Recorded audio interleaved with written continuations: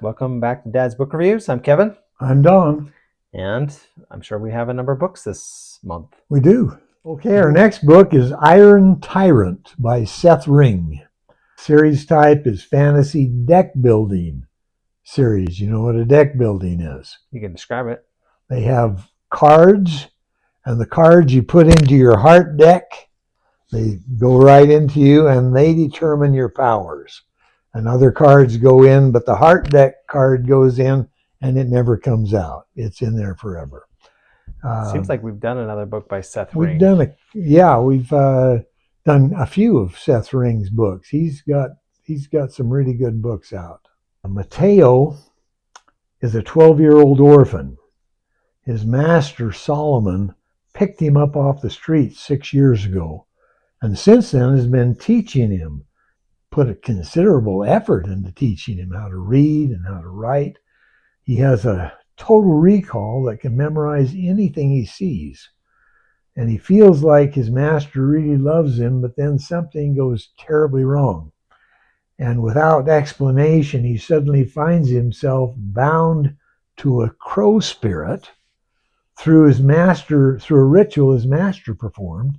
And then he is turned over to slavers who sell him as a slave to a brutal military organization by his once loving master. So he goes from this guy that's really good seeming to do something very bad to him. What does it mean to be bound to a crow spirit? His spirit is tied to a crow spirit. You won't find out what that means for a while, but eventually you'll get a better understanding of what that means. He feels like the last 6 wonderful years of his life as Solomon's student was a lie, with all these mysteries surrounding him.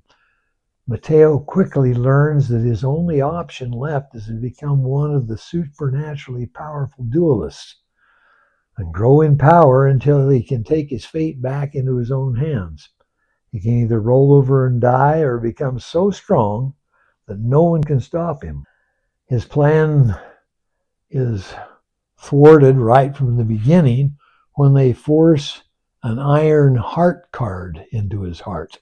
That's the lowest of the low, and you can't get rid of your first heart card.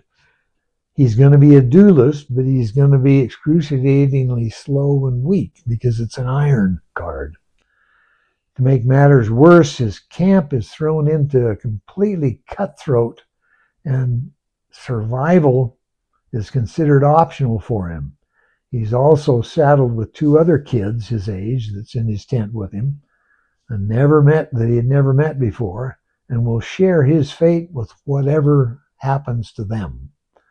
Matteo needs every ounce of courage to be able to make it, resilience and mental acuity that he can muster if he's going to make it out of training camp alive.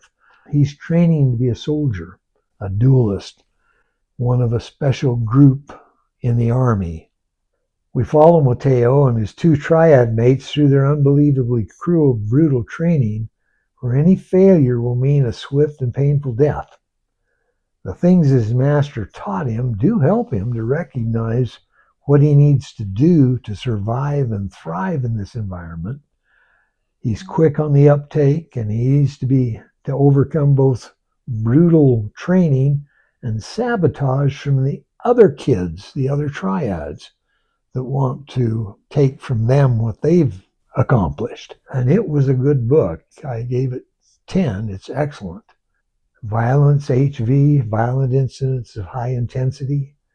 At a point, I thought I would have to make it one worse. It's brutal, but it evens out a little bit after the first week of training. There's no profanity in it, no offensive sex in it, and it's preteen rated for, you can read it to your older kids. Read to your older kids. These people are being beat to death, but it's okay. It's okay. If it doesn't have the sex or the profanity, but it does have violence. It was good? It was good. Okay. Some of these books were recommendations by our viewers. Thank you for recommending them. I've looked at most of the ones that have been recommended, and I've reviewed some of them, not all of them. Hopefully you'll find something you want to read. Happy reading.